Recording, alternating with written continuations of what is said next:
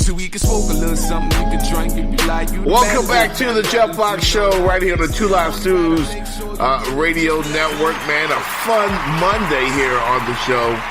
We're going to go to the Real Man Block guest line. And the man I've been telling you about, man, my man Chuck Modi, if I pronounced it right, a columnist for the New York Daily News. Great follow on Twitter. Follow him at Chuck Modi #1.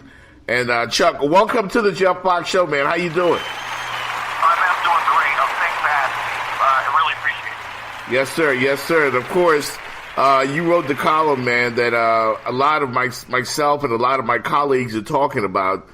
And it is hard to believe that in 2017 something like this is somewhat relevant or still relevant, but it is. And we're talking about the privilege and patience afforded only to white quarterbacks. What moved you to write this column? And I know you put a lot of work into it. Talk to me about what moved you to do it. Well, I think last night what we saw with Nathan Peterson may be the extreme example after the fact of what compelled me to do it. And really, it's watching white bum after white bum get these starting jobs while not only Colin Kaepernick is being blackballed, which we all know, right, but a number of wonderful black quarterbacks not getting the time to mature. And I'm not talking about if you could come out of the gate running like Michael Vick or throwing like Deshaun Watson or winning like Russell Wilson. I mean, even David Duke could tell that those guys are going to be great. What I'm really talking about is those who need more time to develop. Those like who is the black version of Alex Smith, who was 19 and 31 over his first 6 seasons. Who the coach has said, you know what, I see something there that we may need to nurture so that he could become good. And we don't see that for black quarterbacks. And as a Jet fan, I've had the displeasure of having to watch Josh McCown and Ryan Fitzpatrick take up space where other black quarterbacks, or any other quarterback for that matter, might be better suited. Yeah, and we've had some black quarterbacks. This isn't just an attack on white quarterbacks. We've had some black quarterbacks that pretty much kind of sucked. One that comes to mind, I think, one of the all-time worst I ever saw was Quincy Carter. Sorry, Quincy's family, but I don't think a lot of Quincy Carter or Jamarcus Russell. But you're right, though. You see, quarterbacks, Caucasian quarterbacks get opportunity after opportunity. Even Ryan Fitzpatrick, who was guided Tampa Bay to back-to-back wins, beat our Dolphins yesterday. But, I mean, how many chances are these guys going to get? And what happened to guys like Vince Young? Why did they get that opportunity? Well, I think the answer for Ryan Fitzpatrick is, I believe it's 8. I know you were asking a rhetorical question, but it's 8 chances. He did not have a winning season for 8 consecutive years out the gate. Okay, and I have to tell you something before I get to Vince Young. I'm going to push back a little bit, both on Jamarcus and on Quincy Carter. In that Quincy Carter, in his only full season, he went 10-6. Okay, with the Cowboys, right? 10-6 he went, and then he went 2-1 after his career is over. So even that, you're not going to find too many white quarterbacks who go 10-6, 2-1, and then their career is over.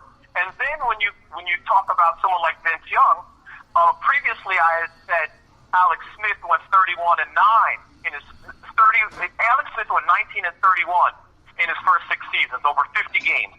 Over 50 games, Vince Young did the opposite. He went 31-19 right. over the same 50 games, and he improved his passer rating every single year. And yet his career was over. And then what happened with Alex Smith? The next year, his career blossomed. He had his first winning season, his first breakout year. Well, Vince Young's been winning, and his career is over. So we have to ask these questions. I actually personally believe, when I really look closely at Vince Young's career, he could have been all-time great with the proper nurturing and the proper support, which is the opposite of what he had in a coach like Jeff Fisher. We're talking with Chuck Modi right here from the New York Daily News here on the Jeff Fox Show, Two Live Stews Radio Network. I look at your column, man, and I see you not only got some really, really interesting names in there, but you got numbers to back up your theory. And I find it very, very interesting, man. Again, it was a water cooler talk for myself and a lot of my colleagues, like, this guy is on point with a lot of this stuff. Let me ask you a name that I haven't heard a lot outside of Colin Kaepernick, a guy like RG3. Will we ever see him again? I don't know. I would like to see him again. He deserves a second chance. In many ways, Shanahan really helped ruin his career, one, by leaving him out there gimpy on the one leg, because he would have been incredible pre-injury. But he deserves to see what we could look at. And then the excuse that we hear, well, we can't change up the system of our offense for someone like RG3, even as a backup, is thrown out the window when you see in Houston after one game a Savage was pulled, and then the coach O'Brien was able to change some plays to benefit the skill set of Deshaun Watson. So listen, if you're an NFL coach and you can't change some plays in the book to fit a different skill set, then you really shouldn't be an NFL coach. And that's what I always say. So there's a system excuse which is used to discriminate against black quarterbacks, and then that is happening with RG3 as well. Yeah, it certainly is, man. I hope to see him back. Colin Kaepernick, of course, still unemployed while we are watching some of the worst quarterbacking that I've seen in a long time in the National Football League. Boggles my mind. I get it about, the politics and Donald Trump and all of that, but when will the front office see past all of this stuff and just look at Colin Kaepernick as a guy that can flat out ball, or at least give you an opportunity, a chance to win? The Bills yesterday had no shot with this kid. Oh, my God. Was that horrific or what? Oh, my God. I felt for him. I actually, it's funny you say that. I felt for Nathan Peterman, too, because he's a white pawn in this whole thing. This is on McDermott, or probably more likely the owner of Regula. Probably ordered it, and the only reason I say that is McDermott had Tyrod as the starting quarterback on Tuesday and changed his mind on Thursday. That sounds like some intervention might have happened. But when you talk about that, Peterman's a pawn, okay? He wasn't ready. Now you may have messed up a young kid's career as well, depending on how his confidence level is in the future. So, it's bad all around. Tyrod Taylor is someone with a 92% passer rating, and that doesn't count what he does running the football. When you add in the running stats as it would be passing stats, it becomes a 98 passer rating. And what we have to look at is that never in history has someone with a playoff team in contention with an over 90 passer rating has been benched in these circumstances. So every time we see something happen that is unprecedented, and it's a black quarterback, or we've never seen a white Vince Young gone, we've never seen a white person with Donovan McNabb's pedigree be unceremoniously have his career ended. So this keeps happening to black quarterbacks, and we have to ask why. We have to ask those questions. I was just about to get to that point. Down here in Miami, we've got this guy, Jay Cutler, who I think couldn't score at a whorehouse in Vegas. Just cannot inspire anybody, and yet Adam Gase keeps going to him, and the Dolphins as a team and as an organization sinking with him. Is this the type of white privilege that you've been talking about? Jay Cutler is absolutely white privilege. Let's go in his last 4 seasons. He went 5-6. He went 5-10. He went 6-9, and then he went 1-4. And you could go literally through the entire history of black quarterbacks. You will not see 4 consecutive losing seasons. Nope. Your window is usually about half as much. That's about it. It's about half as much to make good. So Cutler is another example of the system quarterback. Adam Gase calls Cutler out of retirement because he knows his system. Well, if I know his system and I fail in that system, I'm not quite sure I understand why it's important that I know the system. If Kyle Shanahan brings over Brian Hoyer because he knows the system, and he's just got to say that, and he's stuck with the Niners, well, you know what? That's not a system that I want. So we really have to look at the entire quote-unquote system and how it discriminates on all levels. Very interesting. And you also wrote that we very rarely get to see a black version of a Kerry Collins or a Matt Hasselbeck, or even more recently a Brock Osweiler. Like you said, the brothers don't get that opportunity past 35. I do remember for my Oakland Raiders, we had Vince Evans, the great Vince Evans. Remember him? Yeah, I do remember Evans, and someone will tell me about Charlie Batch. And here's the thing, they were backups. I mean, we're talking about backups, and now I'm talking about starters. And also, the 90s were actually different. Right. Let me say this. The impatience in the social media era is double that of what it was decades ago. You're not going to have a Dan, even a white quarterback, you're not going to have a Dan Fouts be horrible for his first 6 years. I mean, just downright horrible, and then he gets with Don Coryell, and he becomes a Hall of Famer. Terry Bradshaw's first 5 years was really, really bad. So you see these guys in the 70s, all quarterbacks got more time back then. Mm-hmm. Now if you throw 2 interceptions, you are on Twitter loop, the hounds are out, that's all quarterbacks, right? But that's doubly worse for black quarterbacks. I mean, so whatever it is for white quarterbacks is worse, double it, and you got black quarterbacks. Now keep in mind, you have quarterbacks like Troy Aikman. Peyton Manning started off 3-13 in his first season.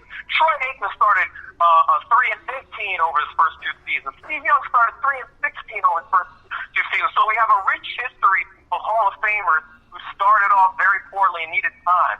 Black quarterbacks just not going to get that kind of time. Why don't let me ask you something. We're talking to Chuck Modi here on the Jeff Fox Show, 2 Live Stews Radio Network. Chuck, why are the Bills doubting Tyrod Taylor so much when you look at the fact that he's only thrown, I think, maybe 3 interceptions? They're in a playoff position right now, still despite yesterday's horrific outcome. But why are the front office people reluctant to embrace Tyrod Taylor? What is it?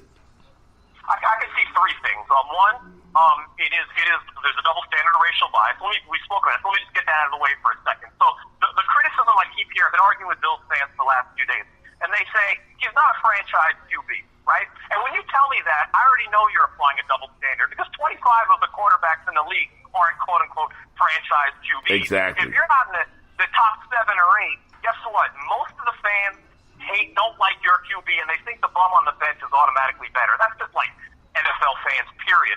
So when you tell me that, you're saying we have to have a franchise QB if he's black. It's not let's go with the bum like Peterman. I mean, or not ready person like Peterman. So that's one reason. There's a second reason, which is more football related, and that game managers, and particularly black game managers, but all game managers who aren't throwing the ball downfield, who are more interception averse.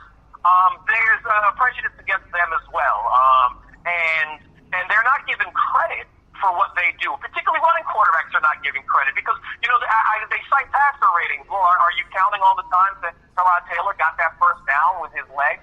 Are you doing that? Are you counting his touchdowns on the ground? The fact that we don't have the easy stat passer rating plus that includes what you do with the legs is incredible. John Elway was the game manager. If you go back to his stats, John Elway never had mind-blowing stats, but he was a guy who could get that first down in crunch time, and that's the type of player Tyrod Taylor is.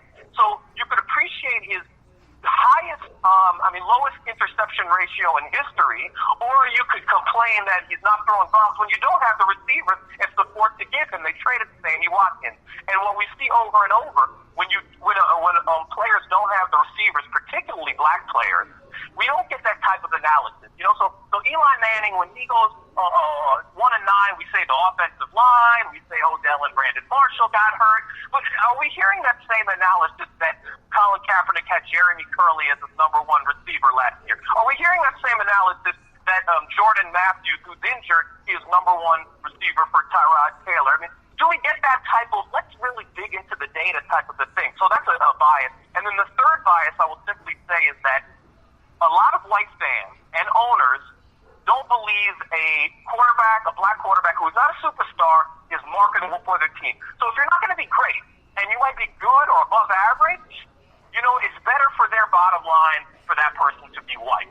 So what we're seeing is a bit of an economic racism, and I wouldn't be surprised if the Bulls owner made this move thinking about the future. If I'm not going to win, I want to make some money. And a fool like Mike Fitzpatrick will make me more money. Yeah, that's an interesting theory, man, and I don't doubt that at all. I sometimes wonder if, subliminally that they think of this 6'4", 6'5", tall, lanky quarterback as the prototype, as you call it, as something that they're just going to stand by no matter what. Is that what it is when you look at black quarterbacks not being given the same opportunity? Must be.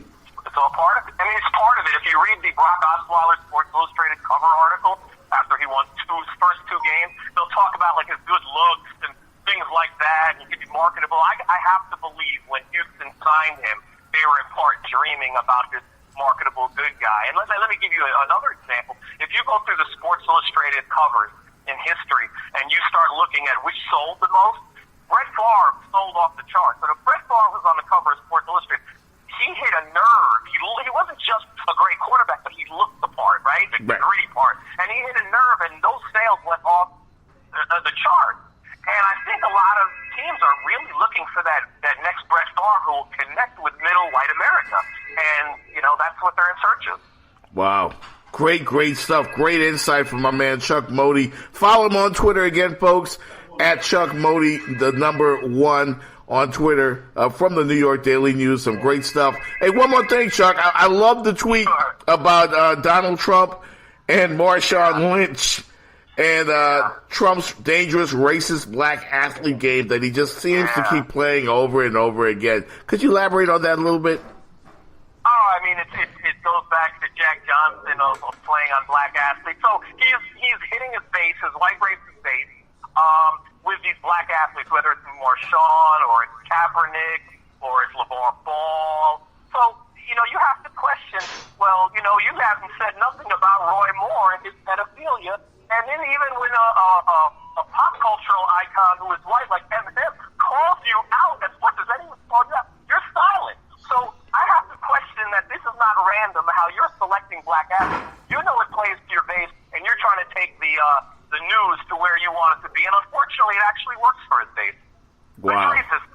There's a long history, Southern strategies, and he's just taking it to another level. Yeah, certainly, man. Certainly. That's the Donald for you. Once again, man. Hey, we appreciate you, man. Thank you for having the time for us this morning. Great article. I've retweeted it several times. And I encourage everybody on the network, man, listening right now, to follow you on Twitter because I love what you write and I love the way that you think, man. So thank you so much for joining us here on the show. Hey, Jeff, thank you for having me. Really, really appreciate it. Thank you so much.